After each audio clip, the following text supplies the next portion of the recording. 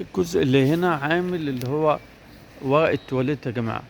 ورق التواليت بتاع ده ورق التواليت عامل 1629. طبعا بتبقى 4 وحدات. وفي السيلباك اللي هو بيبقى بيبقى صغري، بيبقى 6 وحدات عامل 3019. وفي هنا اللي هو ورق التواليت الكبير عامل 1839. طبعا كل نوع شركة بتختلف في أسعار.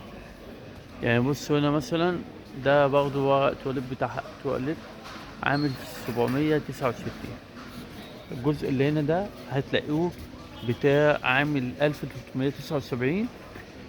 وده في منه بيبقى 4 وحدات وفي بيبقى منه 6 وحدات. يعني زي ده مثلا 6 وحدات عامل 1699.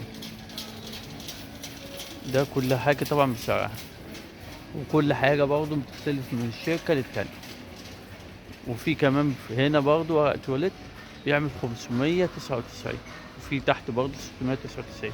طبعا السعر بيختلف على حسب الشركة نفسها. دي كلها ورق التواليت اللي انتوا طلبتوه.